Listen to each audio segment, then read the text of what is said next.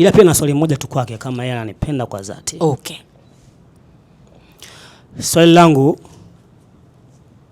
tukiwa ndani ya mahusiano, nikiweka simu yangu pembeni, utaichezea hiyo simu yangu bila ruksa yangu au utaniomba ruksa hiyo uchezee simu yangu? Because your mama, lazima nishike simu yako anytime nikitaka kushika simu yako nashika.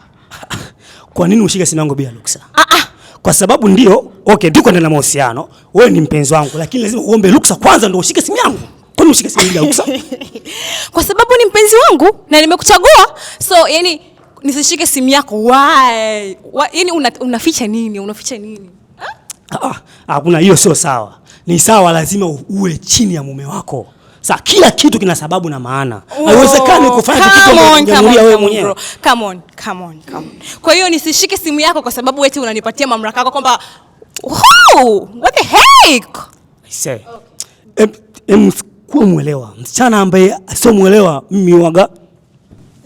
Ngoja nikwambie. Subirini kabla hamjakata. Subirini. Subirini kabla mjakata. Kaka, mbona umetoa macho hivyo kaka? Usitake kupigana, subiri kwanza, Love needs being romantic. Hebu kuwa romantic kidogo.